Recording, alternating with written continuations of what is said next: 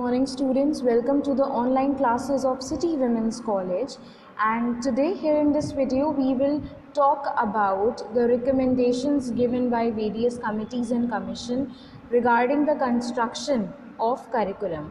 हमने last video में curriculum यानी पाठ्यक्रम के बारे में समझा था and let us recall the concept which we have studied. देखिए, अगर हम पाठ्यक्रम या करिकुलम की बात करें जो हमने पढ़ा भी था, that it is the heart of the whole educational process. आपका जो पाठ्यक्रम होता है या जो करिकुलम होता है, it basically decides all the activities which have to be placed in order to carry on the whole teaching learning process. जो भी शिक्षा की प्रक्रिया है उसमें हम जो भी एक्टिविटीज़ वगैरह करवाएंगे, ठीक है, क्या एक्टिविटीज़ होंगी, क्या सब्जेक्ट्स होंगे, क्या टीचिंग मेथड्स होंगे, everything will be listed under the curriculum. वो सब कुछ जो है वो करिकुलम के तहत ही आपका आए. तो इसी से हम इस बात का अंदाज़ा लगा सकते हैं that all the experience which a child gains in the school environment is something which comes under the curriculum. जो कुछ भी एक बच्चा अनुभव करता है, ठीक है, विद्यालय परिसर में, वो सब आपके पाठ्यक्रम के तहत आता है. राइट नाउ हमने प्रिंसिपल्स ऑफ करिकुलम के बारे में पढ़ा था, ठीक है, पाठ्यक्रम के सिद्धांत के बारे में पढ़ा था, क्यों हमें ज़रूरत है, एम्स ऑब्जेक्टिव्स क्या हैं करिकुलम के, ये सब हमने पढ़ा था. आज हम बात करेंगे दो ऐसी ही कमिटीज़ के बारे में जिन्होंने अपनी तरफ से जो सुझाव दिए, रिकमेंडेशंस दी हैं कि आखिर एक पाठ्यक्रम में क्या क्या चीज़ें होनी ही चाहिए या किन चीज़ों को शामिल किया जाना चाहिए. इसमें पहले आज हम पढ़ेंगे नेशनल करिकुलम फ्रेमवर्क 2005 के बारे में, दैट इज़ NCF 2005, ठीक है. And it is one of the 4 national curriculum frameworks जो कि 1975 में, 1988 में, 2000 में और फिर 2005 में ये पब्लिश हुआ था, ठीक है. And it was published by the national Council of Educational Research and Training, that is NCERT. Okay, now basically the main aim of this NCF 2005 was to bring out some positive changes in the curriculum so that the overall development can be done in the child. Also ये जो recommendation यहाँ पे NCF 2005 के द्वारा दिए गए थे, अभी आप जब पढ़ोगे कि किस किस तरह के रिकमेंडेशन या सुझाव दिए गए थे, आपको खुद समझ में आएगा कि यहाँ पे करिकुलम को एक कॉम्प्रिहेंसिव नेचर देने की कोशिश करी गई, एक बहुत ही व्यापक तौर पे इसे आगे बढ़ाने की कोशिश करी गई है जो सुझाव दिए गए हैं. Now here some development of national curriculum के तहत किस तरीके से जो राष्ट्रीय पाठ्यक्रम है उसको कैसे डेवलप किया जाना चाहिए, उसके कुछ पॉइंट्स यहाँ पे दे रखे हैं जिसको हम वन बाय वन करके समझेंगे, ठीक है. Okay, now let us just begin. The first one is that all citizens of India should have equal access to education. यानी देखिए, शिक्षा पर सबका अधिकार है. शिक्षा कोई ऐसी चीज़ नहीं है जिसको सिर्फ आप एक पर्टिकुलर वर्ग तक ही सीमित रख सकते हो. It is not something which can be limited to certain group of people.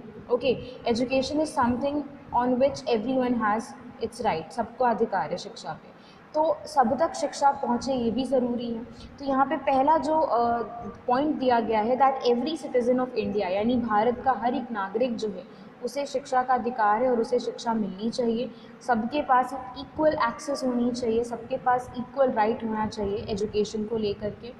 Then it is essential to impart knowledge of the citizens' rights and duties, ideals of the Constitution of India and cultural values in order to develop national identity and spirit of togetherness. देखिए, हमने इससे पहले भी बात करी थी, अभी जो पिछला वीडियो हमने डिस्कस करा था उसमें करिकुलम के बारे में कि कितना ज़रूरी है डेमोक्रेटिक लिविंग के बारे में बताने के लिए, डेमोक्रेटिक वैल्यूज़ या जो लोकतांत्रिक मूल्य हैं उनके बारे में समझाने के लिए. आज भी आप देखिए हमारी कंट्री में बहुत से लोग ऐसे हैं जो कि उन्हें पता ही नहीं है कि उनके मौलिक अधिकार क्या हैं, what are their fundamental rights, they are not aware of those rights and that is why वो हमेशा जो है अन्याय का शिकार हो जाते हैं, क्योंकि उन्हें पता ही नहीं कि अपने अधिकारों का उन्हें इस्तेमाल कैसे करना है.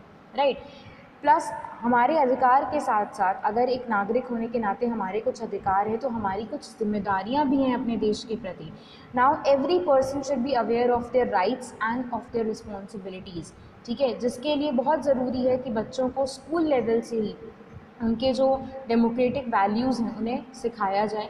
अब ये जो लोकतांत्रिक शिक्षा है या जो डेमोक्रेटिक वैल्यूज़ हैं, यहाँ पर बहुत सी आप फीलिंग्स जो हैं बच्चों में डेवलप कर सकते हो, जैसे the spirit of togetherness, okay, the spirit of respecting each other, respecting and accepting the diversification which we are having. जो हमारे बीच में विविधता है, चाहे वो भाषा को लेकर के हो, हमारे कल्चर को लेकर के हो, हमारे खान पान को लेकर के हो, हमारे क्लोथिंग को लेकर के हो, कपड़ों को लेकर के हो, ठीक है, या फिर किसी भी चीज़ की जो डिफरेंस है, जो भी हम देखते हैं, वेरिएशंस देखते हैं, ठीक है, उन सब को हम एक्सेप्ट करें और रिस्पेक्ट भी करें।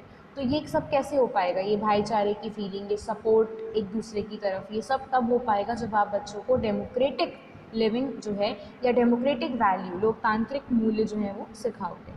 Then protection of the environment and conservation of natural resources should be major objective of the school curriculum. Now this is something which is very important because देखिए environment वगैरह की हम बात करते हैं तो आप देखिए theoretically बहुत बातें होती हैं, ठीक है, चैप्टर्स पढ़ाए जाएंगे, मैसेजेस दिए जाएंगे, स्लोगन्स लिखे जाएंगे, कॉम्पिटिशन्स होंगे, but the thing is that we need some practical approach towards such issues.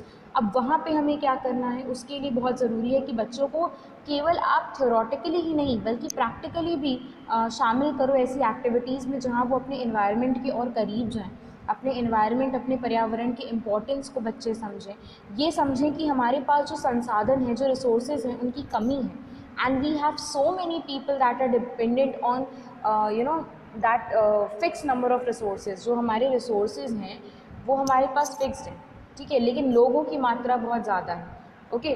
तो अगर हमारे पास 4 रिसोर्सेज हैं और 10 लोग हैं तो उन 10 लोगों में हमें उन 10 लोगों में ही हमें वो 4 रिसोर्सेज जो हैं वो यूटिलाइज़ करने हैं।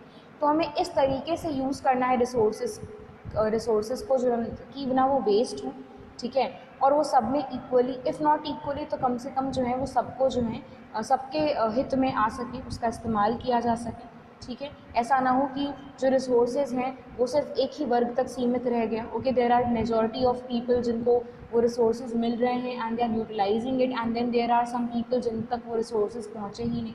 तो ये नहीं होना चाहिए। तो हमारे जो संसाधन हैं उनका संरक्षण, ठीक है, उनका सही इस्तेमाल, और हमारा जो एनवायरनमेंट है, जो पर्यावरण है, उसका भी प्रिजर्वेशन और उसका भी डेवलपमेंट बच्चों को बताया जाना चाहिए, वो भी प्रैक्टिकली, केवल थ्योरेटिकली ही नहीं, okay. Then we have education should be child centred. हमने बात भी करी थी कि जो आज की शिक्षा प्रणाली है, the current education process is child centred, वो बाल केंद्रित है, ठीक है। तो जो शिक्षा होनी चाहिए वो बाल केंद्रित होनी चाहिए, जहाँ बच्चे के इंटरेस्ट, उसकी नीड्स, उसके डिज़ायर को ध्यान में रखते हुए ही आप एक्टिविटीज़ और सारे एक्सपीरियंसेस करिकुलम में ऐड कर रहे हो। Then we have that curriculum should develop creative potential and scientific approach among students. एक साइंटिफिक एटीट्यूड डेवलप करने की बात यहाँ करी गई है, वैज्ञानिक दृष्टिकोण बच्चों में डेवलप होना चाहिए। They should think rationally, they should think logically, okay. किसी भी चीज़ को यूं ही एक्सेप्ट नहीं करना है कि मतलब आपको कोई कहानी बता दी गई, आपने मान ली। The student should be curious to know about why, what and when. They should question कि अगर ऐसा है तो वो क्यों है। They should find the reason behind everything, okay. Plus उनकी क्रिएटिविटी, उनके जो रचनात्मक जो उनका लेवल है, क्रिएटिविटी लेवल है, उसे हमें इन्हांस करना है। Then the process of evaluation should be continuous and comprehensive. मूल्यांकन की अगर हम बात करें, एवेल्युएशन की प्रोसेस की अगर हम बात करें, तो वो कॉन्टिन्यूस होना चाहिए, उसे लगातार किया जाना चाहिए। ये नहीं कि आपने एक बार करा एवेल्युएशन और फिर आप भूल गए, फिर आपने छोड़ दिया महीने 2 महीने के लिए, नहीं। Because the true performance, the true measurement of a performance can be determined when you are evaluating constantly. जब आप लगातार कॉन्स्टेंटली मॉनिटर कर रहे हो, एवेल्युएट कर रहे हो, आप तभी किसी की परफॉर्मेंस को सही तरीके से उसका आकलन कर पाओगे या मेजरमेंट कर पाओगे, ठीक है। And it should be comprehensive in nature. Comprehensive का मतलब कि it should be all rounded, it should be to a great extent, एक बड़े लेवल पे, एक व्यापक तौर पे आपको एवेल्युएशन करना चाहिए, जहाँ पर आप हर एक चीज़ों की, हर एक क्वालिटीज़ का एवेल्युएशन कर सको, right. Then media and technology should also be employed. See right now we are living in the time जहाँ पर टेक्नोलॉजी बहुत एडवांस हो चुकी है। आप देखिए ऑनलाइन क्लासेस चल रही हैं, वेबिनार्स होते हैं, सेमिनार्स होते हैं, ठीक है, वीडियो कॉन्फ्रेंसिंग होती है, okay. And most of the things are being carried out with the help of the technology. जो हमारी डेटा रिकॉर्डिंग होती है, ठीक है, वो सब भी अब आपका सब टेक्नोलॉजी के थ्रू अब होती हैं। ओके, द थिंग इज़ कि बच्चों को नॉलेज होनी चाहिए, टेक्निकल नॉलेज होनी चाहिए, उन्हें बेसिक एजुकेशन तो होनी ही चाहिए, उन्हें पता होना चाहिए how to operate the computer, how to perform basic functions on computer, how to operate the smartphones, या जो हमारे पास आजकल इतने सारे टूल्स होते हैं, ठीक है, जो हमारे पास इतने सारे मैकेनिकल टूल्स हैं, टेक्निकल टूल्स हैं, उनका यूज़ करना उन बच्चों को आना चाहिए, पता होना चाहिए। Plus when you employ the technology in the classroom, the teaching learning becomes more creative, it becomes very interesting, and it actually have a very positive impact on the students। Okay, the thing is कि जब आप technology यानी तकनीक का इस्तेमाल करते हो classroom में, जब उसे जोड़ते हो, तो आप बहुत बच्चों को बहुत ही क्रिएटिव तरीके से पढ़ा पाओगे, आप कॉम्प्लेक्स से कॉम्प्लेक्स टॉपिक भी बच्चों को बहुत आसानी से पढ़ा पाओगे, बच्चों का इंटरेस्ट डेवलप होगा, ठीक है, प्लस एक पॉजिटिव इम्पैक्ट उन पर पड़ेगा, students will be motivated towards learning. Okay, three language formula system to be followed, medium of communication should be the home language, that is the mother tongue और the regional language. Three language formula हमने first second third language के बारे में पढ़ा था language के subject में, यहाँ उसी की बात हो रही है, that three language formula should be established. बच्चों को मल्टी लिंग्विस्टिक बनाने की बात करी गई है, because that is very much important specially in today's time. And जो मीडियम ऑफ कम्युनिकेशन होना चाहिए, यानी जो बातचीत का ज़रिया होना चाहिए, वो आपका होम लैंग्वेज या मातृभाषा या क्षेत्रीय भाषा में होना चाहिए। फिर है mathematics, computer science, social science, arts education, health and physical education, study of peace, work education should be given at most importance. Now these are the list of the subjects which has been given importance कि ये subject तो होने ही होने चाहिए। Okay, next we have the national curriculum framework guidelines for curriculum development. अब यहाँ पर कुछ गाइडलाइंस दे रखी हैं एनसीएफ के द्वारा, उन्हें हम देखते हैं। The first guideline aims at connecting knowledge to life outside the school. Basically practical utility की बात करी गई है कि जो शिक्षा बच्चों को आप दे रहे हो उस क्लासरूम में, वो केवल उन चार दीवारों तक सीमित नहीं रहनी चाहिए। Okay, the student should be able to use that knowledge in the real life also. बच्चे अपनी उस ज्ञान का, उस नॉलेज का इस्तेमाल अपनी असल ज़िंदगी में भी कर सके, उस नॉलेज की कुछ प्रैक्टिकल यूटिलिटी होनी चाहिए। वो ज्ञान जो आप बच्चों को दे रहे हो, जो शिक्षा या जो नॉलेज आप बच्चों को दे रहे हो, वो केवल क्लासरूम तक ना रह जाए, वो केवल किताबों तक सीमित ना रह जाए, वो केवल होमवर्क या प्रोजेक्ट्स तक सीमित ना रह जाए। Okay, the education should B such which should prepare the child for the upcoming challenges of the future, which should prepare them for their further development, for their further life। Okay, and they can be able to use the elements of the knowledge in the real life। जो भी बच्चा सीख रहा है school में, वो अपनी असल ज़िंदगी में भी उसका इस्तेमाल कर सके, इस तरीके से वो एजुकेशन बच्चे के लिए हेल्पफुल हो। ठीक है, इस बात का ध्यान रखना चाहिए, तो ऐसी शिक्षा देनी चाहिए बच्चों को। To ensure that learning shifts away from rote method. Rote method का मतलब यहाँ पुराने तौर तरीक़ों से है, ट्रेडिशनल टीचिंग मेथड से है कि टीचर आया क्लास में, उसने लेक्चर दिया, होमवर्क दिया, काम खत्म।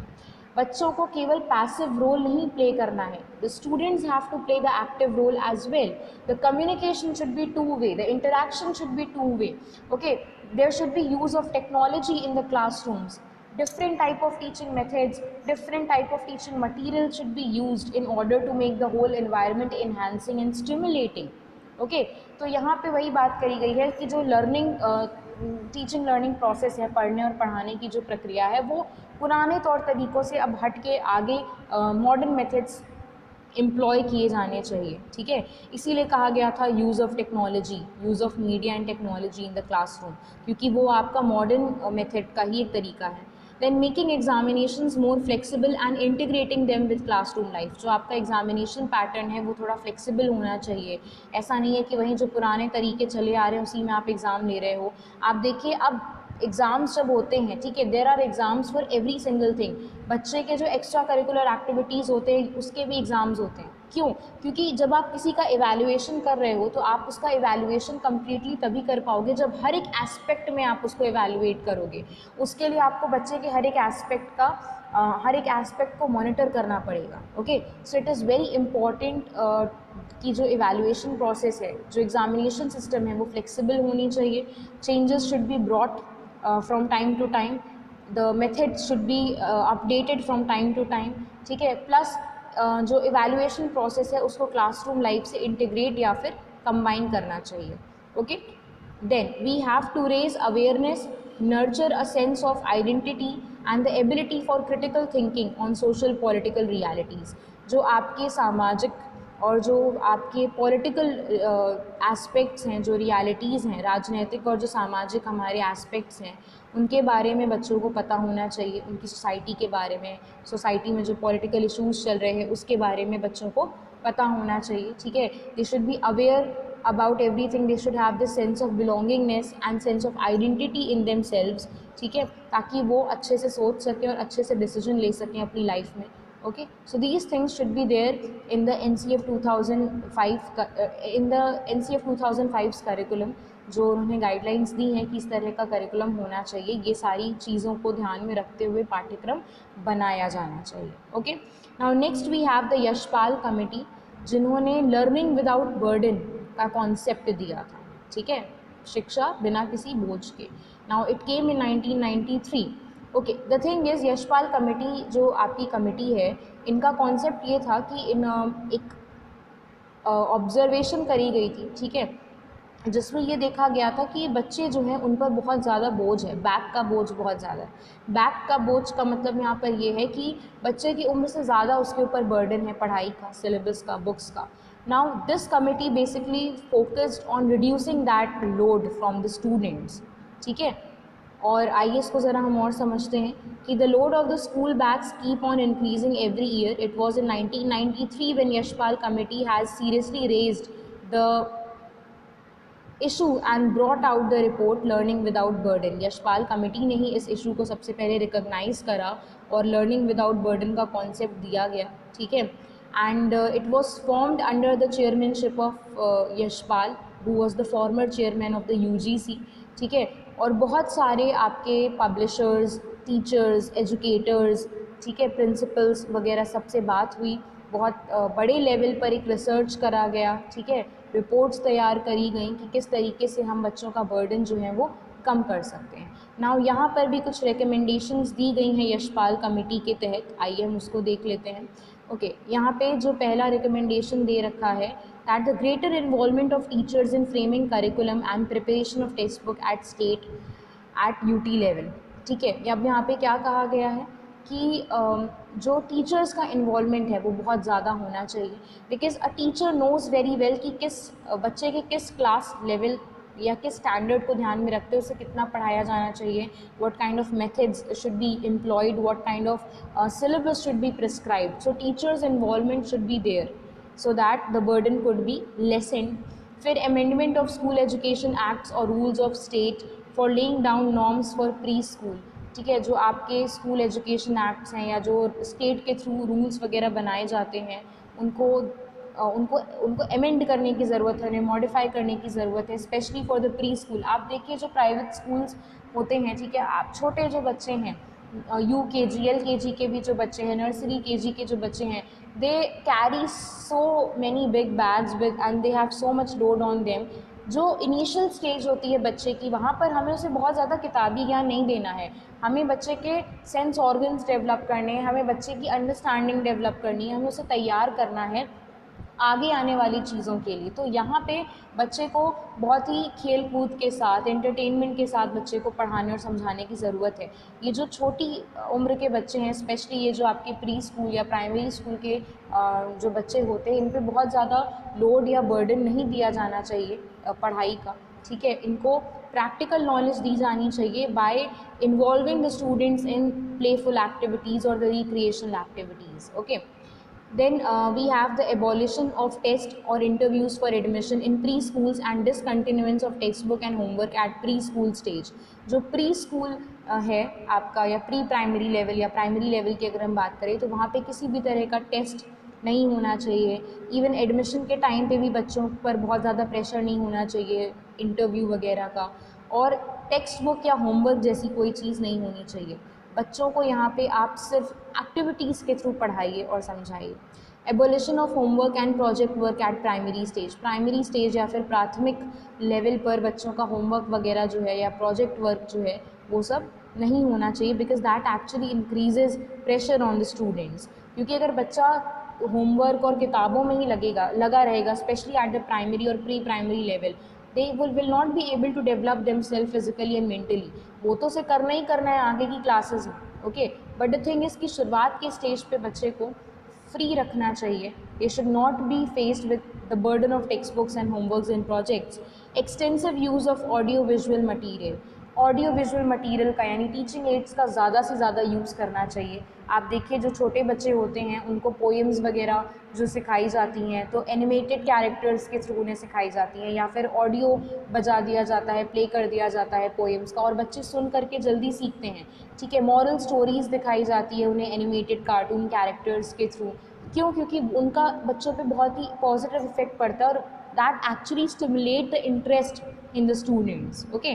तो जितना ज़्यादा हो सके ऑडियो विजुअल एड्स का यूज़ करा जाना चाहिए, so that the teaching learning can be made more effective, more stimulating and more positive, okay, and more playful and interesting.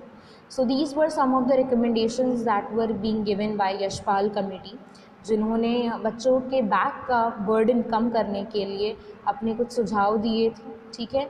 और इसका कुछ असर हमने देखने को भी पाया है, because a lot of reduction was done in the load of the students, especially on the students who belong to the primary or the pre-primary level. So this was it in today's video, and the further topic, that is the basis of curriculum, we will be discussing in the next video. And till then I hope आपको ये दो जो committees हैं इनके बारे में आपको समझ में आया हो। Thank you class.